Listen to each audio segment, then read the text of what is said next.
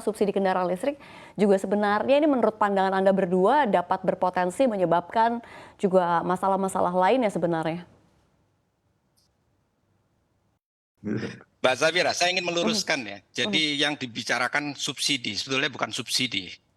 Subsidi itu ada yang memberikan sesuatu kepada konsumen. Sementara yang dilakukan oleh pemerintah itu benar, yaitu insentif pajak. mhm, Jadi kalau kendaraan bermotor listrik berbasis baterai itu diberikan insentif pajak. Yang seharusnya dia bayar 11%, dia hanya 10%, karena yang hanya 1%. Yang 1%, yang 10% itu ditanggung oleh pemerintah. Seperti halnya pada waktu pandemi, pemerintah mengeluarkan kebijakan PPNBM DTP.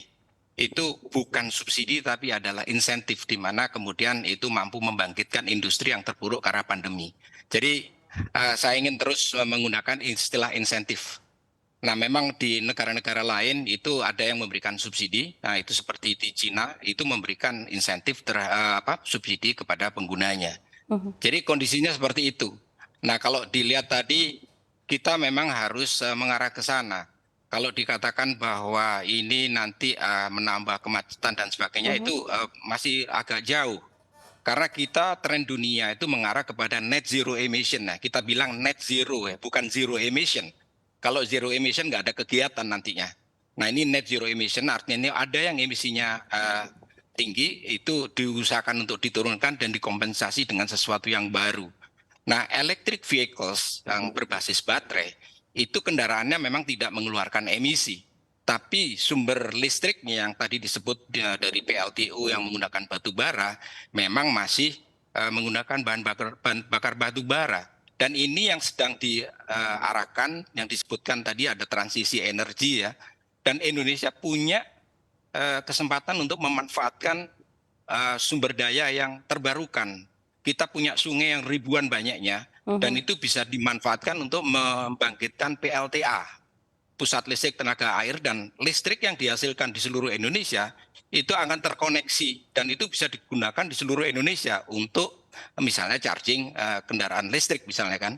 Itu kan bersih lingkungan gitu kan. Kemudian juga ada lagi bahan bakar yang lain, misalnya kan kita menggunakan ada PLTB, pusat listrik tenaga bayu atau angin yang sudah dicoba di mana di Sulawesi. Kemudian ada juga tenaga surya, kita luar biasa sumbernya.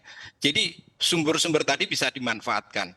Nah, kemudian untuk beralih dari yang sekarang batu bara yang dianggap masih kotor, itu tidak bisa sekonyong-konyong. Kita lihat saja Jerman yang masih kemarin menggunakan nuklir, perlu beberapa lama untuk mengalihkan menggunakan bahan bakar yang lebih bersih atau lebih ramah lingkungan. Jadi itu sebuah proses yang perlu dijalani dan kita sudah mengarah ke sana. Kita harus meraih keunggulan itu karena Indonesia memiliki beberapa keunggulan-keunggulan. Misalnya kalau electric vehicles, kita juga memang harus meraih teknologi itu. Jangan sampai ketinggalan oleh negara-negara lain gitu. Demikian Mbak Safira. Oke baik, terima kasih. Saya akan ke Pak Joko. Pak Joko, kalau menurut pandangan Anda seperti apa nih? Ya, memang ini ada apa halnya sedikit berbeda Pandangan? dibanding negara lainnya. Jadi studinya itu kalau komprehensif tentunya melihat bagaimana kondisi public transport di negara tersebut. Sekarang itu di Indonesia itu krisis transportasi umum. Kota yang hanya bagus transportasi umum itu hanya Jakarta. Itu pun sudah bagus, ada MRT, ada LRT, ada Transjakarta, itu belum mampu mengalihkan orang menggunakan angkutan umum. Sehingga kita lihat aja sebagai contoh, mereka mencoba sekarang angkutan umumnya menggunakan bis listrik. Itu sudah langkah yang cukup bagus. Nah, kami melihat bahwa ini memang salah satunya memang diakui pasokan listrik di Jawa itu berlebihan, itu persoalannya. Nah, ada dua hal sebenarnya kita tuh, krisis angkutan umum sama krisis keselamatan. Keselamatan kita, tingkat kecelakaan kita tuh cukup tinggi setelah ada revolusi motor tahun 2005. Itu cukup tinggi. Makanya bagaimana caranya, ya saya setuju tadi, sebenarnya bukan subsidi itu insentif ya. Kalau subsidi itu nggak boleh. Subsidi lebih untuk orang miskin, itu jelas. Kalau Mhm, insentif bisa diberikan pada apapun. Ya. Nah oleh sebab itu sebenarnya kami mengusulkan agar itu diberikan saja untuk kendaraan umum yang bagi kota-kota yang mengembangkan public transport dengan menggunakan listrik. Nah, bagaimana dengan motor? Motor juga kita kembangkan, jelas dibutuhkan itu ya. Kami melihat di Asmat. Asmat itu 99% mereka tuh menggunakan motor di sana itu. Iya, 99%. Bahkan kecelakaannya tuh mereka nol. Saya nggak menemukan polisi lalu lintas gitu. Nah, Indonesia tuh banyak daerah yang seperti itu. Kenapa mereka mengembangkan motor listrik? Karena kesulitan BBM.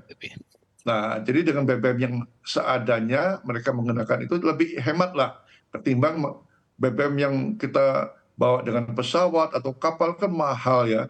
Jadi daerah-daerah pulau-pulau kecil, daerah yang sulit dijangkau BBM yang cukup banyak, ya udah dikembangkan motor aja, jangan mobil.